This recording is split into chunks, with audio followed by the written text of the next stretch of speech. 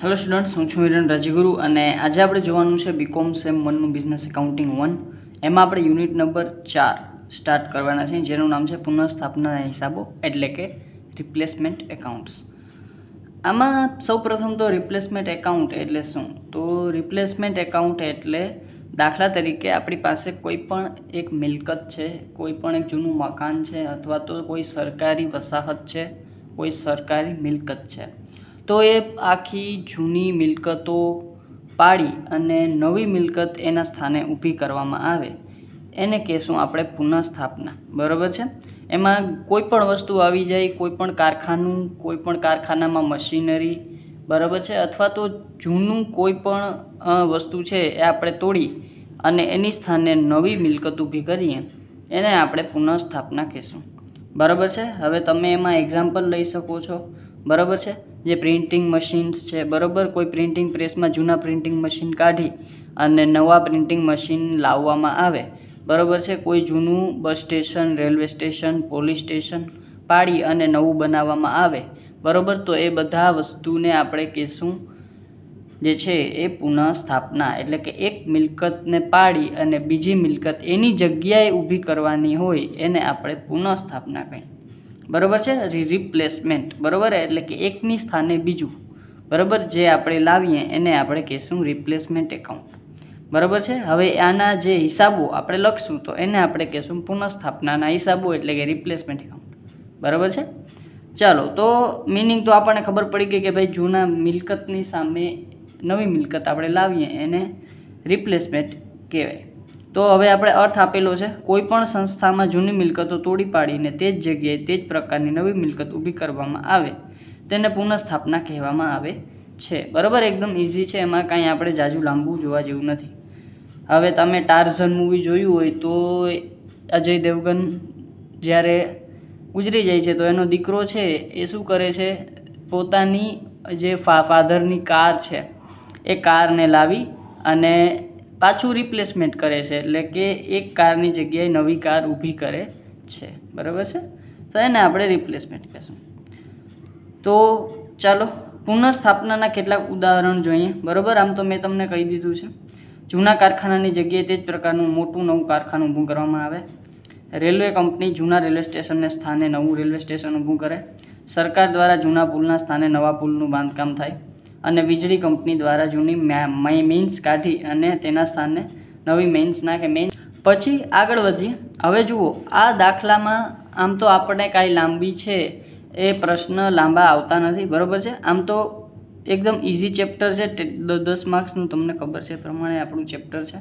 બરાબર છે. અને 10 માર્ક્સનો એક સમ પૂછાશે, ઓરમાં હશે બે. બરાબર છે. એકબીજાના ઓરમાં તમારે કોઈ પણ એક ક્વેશ્ચન લખવાનો હશે અને એક જ મેથડના સમ છે એ આવશે. એટલે બરાબર 2-3 સમ વધારે મને જેવા લાગશે, બરાબર છે, જે પૂછાઈ શકે એવા હોય એવા આપણે કરશું. ચાલો પછી આગળ વધીએ. હવે આ દાખલામાં આપણે કરવાનું છે શું? બરાબર છે. તો સૌ પ્રથમ આપણે છે એ આપણા જે પુનઃસ્થાપનાના હિસાબો છે એમાં આપણે બે વસ્તુ આપણે શીખવાની છે. એક છે મૂડી ખર્ચ અને એક છે મહેસૂલી ખર્ચ. બરાબર.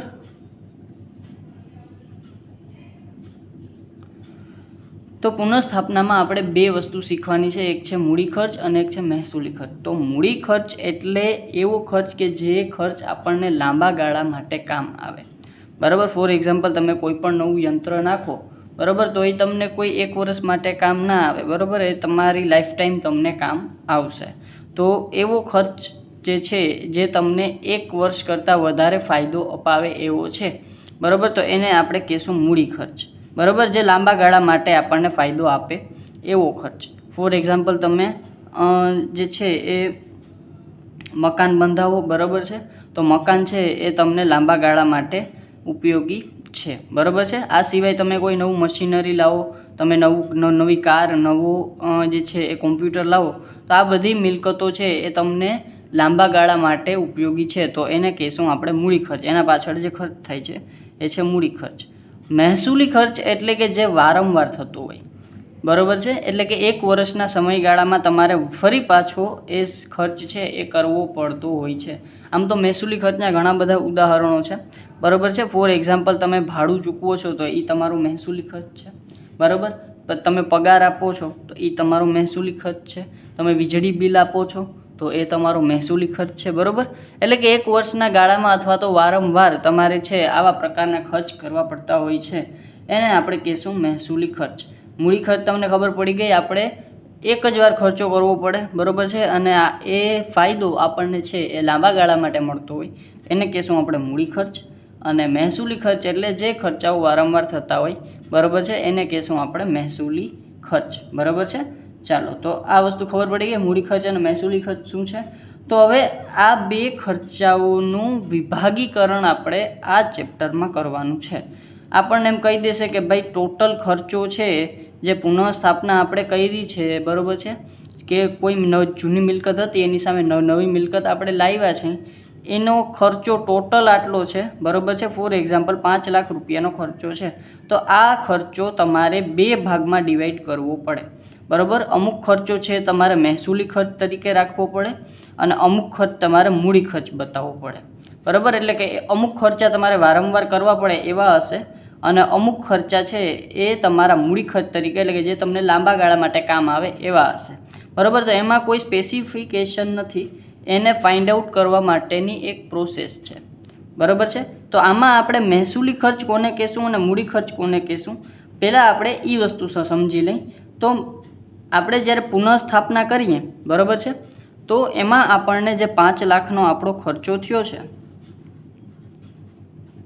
એમાં આપણી પાસે જે જૂની મિલકત હતી, ફોર એક્ઝામ્પલ આપણે કોઈ કારખાનાની વાત કરીએ તો જ્યાં જૂનું કારખાનું બાંધેલું હતું, બરાબર, તો જૂના કારખાનાનો જેટલો ખર્ચ આપણે બનાવવામાં થયો છે, આ સિવાય જેટલો ખર્ચ આપણે જે તે સમયમાં, બરાબર, થયો છે, અને પ્લસ જો આપણે એ જ કારખાનું વર્તમાનમાં બનાવવા જાય તો કેટલો ખર્ચ થાય એ તમને ભાવ વધારા સાથે આપી દેશે, બરાબર. એ તમને શું થશે, ભાવ વધારા તરીકે આપી દેશે કે ભાઈ આટલો ભાવ વધારો થયો છે, બરાબર. અને આ ભાવ વધારો મેક્સિમમ 3 વસ્તુમાં વિભાજિત હોય.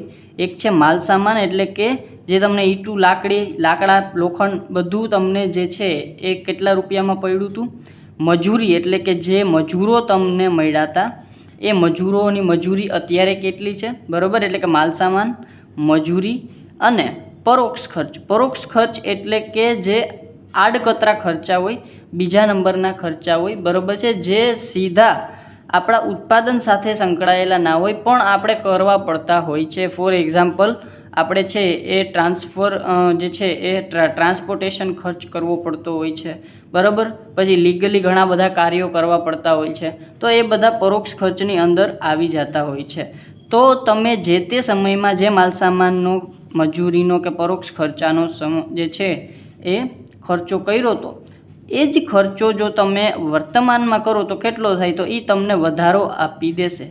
અને જે જૂનો બાંધકામનો ખર્ચો અને વધારો જેમાં થયો છે એ બંને છે એ તમારા મહેસૂલી ખર્ચ ગણાશે. આ દાખલા પૂરતા આપણે છે વાત કરીએ છીએ, બરાબર છે. જે તમારું જૂનું બાંધકામ થયું છે અને એમાં જે વધારો થયો છે એ તમારો મહેસૂલી ખર્ચ ગણાશે, બરાબર. અને બાકીનો જે વધ્યો છે એ તમારો મૂડી ખર્ચ ગણાશે.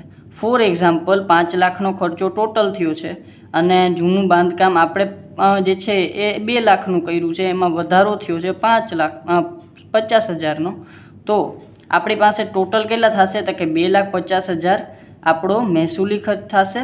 અને પછી આપણે ટોટલ ખર્ચમાંથી બાદ કરી અને આપણે શું કરશું, તો કે એને આપણે વધશે એ આપણે કહી દઈશું મૂડી ખર્ચ, બરાબર છે. જે વધશે એ આપણે કહી દઈશું મૂડી ખર્ચ. એટલે કે ટોટલ ખર્ચ છે 5 લાખ, એમાંથી 2,50,000 બાંધકામને વધારાના માઇનસ કર્યા તો આપણી પાસે વધી ગયો મૂડી ખર્ચ, બરાબર છે. તો 2,50,000 આપણો મૂડી ખર્ચ, 2,50,000 આપણો મહેસૂલી ખર્ચ, બરાબર છે. ચાલો, તો આ મહેસૂલી ખર્ચ અને મૂડી ખર્ચની વાત થઈ ગઈ. કોને મહેસૂલી ખર્ચ કહેશું, કોને મૂડી ખર્ચ કહેશું. હવે એને ડિસ્ટ્રીબ્યુટ કરવા માટે આપણે એક પત્રક બનાવવું પડશે મહેસૂલી ખર્ચનું અને મૂડી ખર્ચનું, બરાબર છે. તો કઈ રીતે આપણે ડિસ્ટ્રીબ્યુટ કરશું પુનઃસ્થાપના ખર્ચની મૂડી અને મહેસૂલી ખર્ચમાં ફાળવણી દર્શાવતું પત્રક, બરાબર છે. એમાં સૌપ્રથમ મેં તમને કીધું એ પ્રમાણે આપણે મહેસૂલી ખર્ચની ગણતરી કરશું. મિલકતની જૂની ચોપડે કિંમત આપણી પાસે કેટલી છે અને આપણે ભાવ વધારો કેટલો થયો છે. બરાબર, ભાવ વધારો મેં તમને કહી દીધો કે કઈ રીતે માલસામાન મજૂરી અને પરોક્ષ ખર્ચમાં આપણા વધારા થશે, એ પ્રમાણે આપણે એમાં વધારો દેશું. અથવા તો ભાવ વધારો તમને ડાયરેક્ટ એ આપી શકે છે કે આટલો ભાવ વધારો થયો છે. બરાબર છે. તો આપણે ભાવ વધારો એડ કરશું એટલે આપણને જે જૂની જે મિલકત છે એની આપણને વર્તમાન કિંમત મળી જશે. એ વર્તમાન કિંમતને આપણે મહેસૂલી ખર્ચ લેશું અને પછી કુલ ખર્ચમાંથી મહેસૂલી ખર્ચ આપણે બાદ કરશું તો આપણને મળશે મૂડી ખર્ચ. આપણને શું મળશે? મૂડી ખર્ચ. આ બે વસ્તુ તમારે ધ્યાનમાં રાખવાની છે. પછી આ સિવાય આમાં વધારાની માહિતીઓ તમને આપેલી હશે કે જૂનો માલસામાનનો વપરાશ. હવે જુઓ, ઘણી વખત એવું બને કે ઘણી વસ્તુ ભંગારમાં જવા દેવાની હોય છે, બરાબર, પણ એમાંથી જૂનો માલસામાન અમુક જે વાપરી શકાય એવો હોય એવો માલસામાન આપણે યુઝ કરતા હોઈએ છીએ. તો એ જૂનો માલસામાન આપણે છે એ મહેસૂલી ખર્ચમાંથી બાદ કરશું, કારણ કે એ જૂનો માલસામાન આપણે યુઝમાં લીધો છે. બરાબર છે. એટલે કે આપણે મહેસૂલી ખર્ચમાંથી શું કરશું? બાદ કરશું અને મૂડી ખર્ચમાં શું કરશું? એડ કરશું. શું કામ? કે મૂડી ખર્ચમાં આપણો વધારો થાય છે. બરાબર, એટલે કે મૂડીમાં આપણો વધારો થાય છે. બીજા નંબરમાં આપણે છે કોઈ જૂનું માલસામાનનું વેચાણ કરીએ કે દાખલા તરીકે આપણી પાસે કોઈ ભંગાર છે, બરાબર છે, તો એ ભંગારનું આપણે વેચાણ કરીએ છીએ, બરાબર, જે આપણી જૂની મિલકત પૈકીનું છે, તો એનું વેચાણ કરશું તો એ આપણે મહેસૂલી ખર્ચમાંથી બાદ કરશું, કારણ કે એ બધી વસ્તુઓ આપણે મહેસૂલી ખર્ચમાં લઈ લીધી છે, પણ એ પૈકીનું કાંઈક આપણે જે છે એ વેચાણ કર્યું હશે તો એને આપણે શું કરશું? માઇનસ કરશું આપણા મહેસૂલી ખર્ચમાંથી. અને પછી છે તદ્દન નવી મિલકત બાંધવી. હવે તદ્દન નવી મિલકત એટલે ફોર એક્ઝામ્પલ તમે કોઈ કારખાનાનું બાંધકામ કરો છો. કારખાનું 2 રૂમનું હતું, બરાબર છે, એકમાં પ્રોડક્શન થતું હતું ને એકમાં પેકેજિંગ થતું હતું, બરાબર. તો કારખાનું 2 જે છે એ રૂમનું હતું. હવે તમે એમ કહો કે સર મારે ત્રીજોય એક ઓફિસ માટેનો રૂમ બનાવવો છે, તો એ તમારા જૂના કારખાના પૈકીનું નથી, બરાબર. તમે તદ્દન નવું બાંધકામ કરો છો, બરાબર છે. તો તદ્દન નવું બાંધકામ છે એ તમારો ચોખ્ખો મૂડી ખર્ચ ગણાશે, કારણ કે તમે એમાં એ તમને હવે ભવિષ્યમાં વધારે કામ આવશે, બરાબર છે. એટલે કે એ તમારું નવું બાંધકામ છે અને એ પૂરેપૂરું તમારું મૂડી ખર્ચ ગણાશે. એટલે મૂડી ખર્ચ તરીકે તમારે શું કે મૂડી ખર્ચમાં એડ કરવાનું રહે. અને આ બધી જ વસ્તુ તમે આપી દો એટલે કુલ મૂડી તથા ચોખ્ખો મહેસૂલી ખર્ચ તમને મળી જશે, બરાબર. તો આ થઈ ગયું આપણું મહેસૂલી અને મૂડી ખર્ચ, બરાબર છે, એની ફાળવણી દર્શાવતું પત્રક. હવે આપણે આમાં જે છે એ આમ નોંધ આવશે, બરાબર છે. તો આમ નોંધ જોઈ લેશું, બરાબર. ખાલી માત્ર 5 આમ નોંધ આવશે અને એક આ મહેસૂલી ખર્ચ અને મૂડી ખર્ચનું પત્રક આવશે. એકદમ ઇઝી ચેપ્ટર છે, એકદમ ઇઝી सम्स છે, બરાબર. તો 5 આમ નોંધ આપણે જરાક જોઈ લઈએ. ચાલો, તો આ છે આપણી આમ નોંધો, બરાબર. 5 આમ નોંધ આપણે જોવાની છે. પહેલી આમ નોંધ છે મિલકતની પુનઃસ્થાપના માટે કરવામાં આવેલ રોકડ ખર્ચ અંગેની નોંધ, બરાબર. હવે રોકડ ખર્ચ તમને આપી દેશે, બરાબર. અને રોકડ ખર્ચની નોંધ સૌપ્રથમ કરવાની છે. શું છે તો કે પુનઃસ્થાપના ખાતે ઉધાર. તો પુનઃસ્થાપના ખાતે ઉધાર એટલે શું? તો કે પુનઃસ્થાપના એટલે આપણો મહેસૂલી ખર્ચ. હંમેશા યાદ રાખવાનું, બરાબર. મહેસૂલી ખર્ચ છે એને આપણે આમ નોંધ લખવા સમયે એને આપણે કહેશું પુનઃસ્થાપના ખર્ચ, બરાબર. અથવા તો પુનઃસ્થાપના ખાતે અથવા તો પુનઃસ્થાપના ખર્ચ ખાતે. પુનઃસ્થાપના ખર્ચ ખાતે ઉધાર. પછી મિલકત ખાતે ઉધાર. મિલકત ખાતે ઉધાર હંમેશા આપણો મૂડી ખર્ચ થશે, બરાબર છે. જે મૂડી ખર્ચ કર્યો છે એ આપણે મિલકત ખાતે ઉધાર થશે, બરાબર. મિલકત ખાતે ઉધાર તે બેંક ખાતે, બરાબર. હવે બેંક ખાતાનો નિયમ તો તમને ખબર જ છે. આવે ઉધાર જાય જમા, એટલે કે રોકડ ખર્ચ કરીએ છીએ એટલે રોકડ જાય છે તો બેંક ખાતે જમા, અને તે મહેસૂલી ખર્ચ અને મૂડી ખર્ચ જે રોકડમાં થયો છે એ ખાતે ઉધાર, બરાબર છે. એટલે કે પુનઃસ્થાપના ખાતે ઉધાર, મિલકત ખાતે ઉધાર, તે બેંક ખાતે જમા, બરાબર છે. ચાલો, આ થઈ ગઈ આપણી પહેલી આમ નોંધ. રોકડ ખર્ચ જે થયો છે એનો આપણે ફાળવણી કરવાની છે. પછી બીજા નંબરમાં જૂના માલસામાન કે કાટમાળનો નવા બાંધકામમાં ઉપયોગ, જે આપણે અહીંયા જોયું હતું, બરાબર છે, કે જૂના માલસામાનનો આપણે નવા બાંધકામમાં ઉપયોગ કરીએ તો, બરાબર. હવે જો મિલકતમાં આપણો વધારો થશે, બરાબર છે, એટલે કે મૂડી ખર્ચમાં આપણો વધારો થશે, બરાબર. મેં તમને કીધું જ હતું કે મૂડી ખર્ચ આપણી મિલકત છે, બરાબર. તો મૂડી ખર્ચમાં વધારો થશે એટલે કે મિલકત ખાતે ઉધાર અને મિલકતનું ખાતું તમને ખબર જ છે કે ઉધાર હોય, એટલે કે એમાં આપણો વધારો થશે, એટલે કે મિલકત ખાતે ઉધાર, અને તે પુનઃસ્થાપના ખાતે આપણે છે એ લખશું, એટલે કે મહેસૂલી ખર્ચ ખાતે ઉધાર થશે, બરાબર. એટલે કે ખર્ચ તરીકે આપણે એને માઇનસ કરશું, બરાબર. એટલે કે આપણા ખર્ચમાં ઘટાડો થશે અહીંયા, બરાબર છે. જે આપણે મહેસૂલી ખર્ચ છે એમાં ઘટાડો થાય, માઇનસ કરશું આપણે, એટલે પુનઃસ્થાપના ખાતે જેમાં મહેસૂલી ખર્ચ છે. જૂના માલસામાનનો ભંગાર વેચતા થયેલ ઉપજ અંગે નોંધ. હવે ચાલો આપણે ત્રીજો મેથડ હતી, જૂના માલસામાનનું વેચાણ કર્યું હતું આપણે.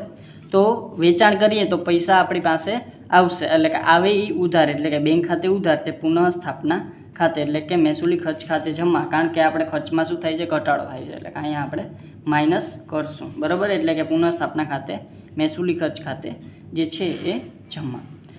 પછી તદ્દન નવી કે સહાયક વધારાની મિલકત ઊભી કરવા અંગે નોંધ. ચાલો, તો તદ્દન નવી કે સહાયક આપણે અહીંયા કર્યું હતું, તો કે આપણા મૂડી ખર્ચમાં વધારો થાય છે, મૂડીમાં વધારો થાય છે, એટલે કે મિલકત ખાતે ઉધાર, બરાબર છે. મિલકત ખાતે ઉધાર. હવે એની પાછળ આપણે ખર્ચ કરીએ છીએ. નવી ને સહાયક વધારાની મિલકત છે, એટલે કે એની માટે આપણે વધારાનો રોકડ ખર્ચ કરવો પડશે. આપણે જે જૂનું બાંધકામ છે એ આપણને ક્યાંય કામ આવવાનું નથી, એટલે કે એના માટે આપણે નવું રોકડ ખર્ચ જ કરવું પડશે, એટલે કે તે ડાયરેક્ટ આપણે કેના ખાતે, બેંક ખાતે, કારણ કે પૈસા આપણા જાય છે. પછી પુનઃસ્થાપનાની બાકી મહેસૂલી ખર્ચ ખાતે લઈ ખાતું બંધ કરવા અંગે નોંધ. હવે જો આ જેટલા પુનઃસ્થાપનાની બાકી, એટલે કે જેટલા આપણી પાસે મહેસૂલી ખર્ચ છે, બરાબર. આપણે તમને ખબર છે, મેં તમને કીધું હતું કે પુનઃસ્થાપના એટલે મહેસૂલી ખર્ચ અને મિલકત એટલે આપણું મૂડી ખર્ચ, બરાબર. તો મહેસૂલી ખર્ચ જેટલા છે એને આપણે મહેસૂલી ખર્ચ ખાતે, એને આપણે મહેસૂલી ખર્ચ કીધું નથી, બરાબર. એનું રીઝન જ છે કે એ ખરેખર મહેસૂલી ખર્ચ છે અને આને આપણે પુનઃસ્થાપના ખાતે લઈ જવાના છે, બરાબર. તો જેટલો મહેસૂલી ખર્ચ છે એને આપણે મહેસૂલી ખર્ચ ખાતે એમ કહેવા કરતાં આપણે એમ લખશું કે નફા નુકસાન ખાતે, કારણ કે આપણને એવો ખર્ચ છે નફા નુકસાન ખાતે. મહેસૂલી ખર્ચ એટલે કેવો ખર્ચ, કે જે આપણે વારંવાર થતો હોય છે. ફોર એક્ઝામ્પલ, ચૂકવવાનું ભાડું. તો ચૂકવવાનું ભાડું ક્યાં આવે, નફા નુકસાન ખાતે. તો આ મહેસૂલી ખર્ચ પણ આપણે ક્યાં દેવાનો છે, નફા નુકસાન ખાતે. એવો ખર્ચ છે કે જે વારંવાર થતો હોય છે એ આપણે મહેસૂલી ખર્ચ તરીકે ગણી અને ક્યાં લઈ જશું, નફા નુકસાન ખાતે લઈ જતા ખાતું બંધ કરવા અંગે, બરાબર છે. નનું ખાતે લઈ જઈએ અને આપણે શું કરવાનું છે, ખાતું બંધ. તો શું થશે, તો કે અહીંયા જુઓ કે મહેસૂલી ખર્ચ ખાતે ઉધાર, એટલે મહેસૂલી ખર્ચ એટલે ટૂંકમાં નફા નુકસાન ખાતું.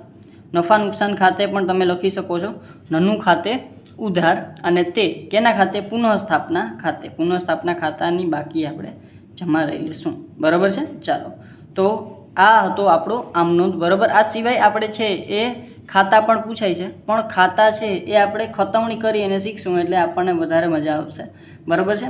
આ 5 આમ નોંધ તમારે યાદ રાખવાની છે, યાદ કમ અને સમજવાની છે, બરાબર છે.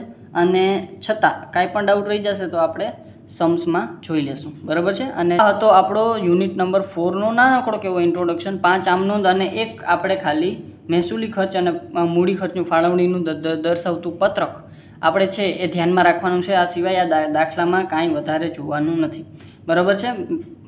મહેસૂલી ખર્ચ અને મૂડી ખર્ચ શું છે એ તો તમને સમજાઈ જ ગયું છે, અને દાખલા આવશે એટલે પ્રોપરલી બધું સમજાઈ જશે, બરાબર છે. ચાલો, તો આ વિડીયોમાં માત્ર આટલું જ. અને જો વિડીયો ગમ્યો હોય તો લાઇક, શેર અને સબસ્ક્રાઈબ જરૂરથી કરી નાખજો, જેથી કરીને આવતા વિડીયોઝ તમને સરળતાથી મળી રહે. Thank you.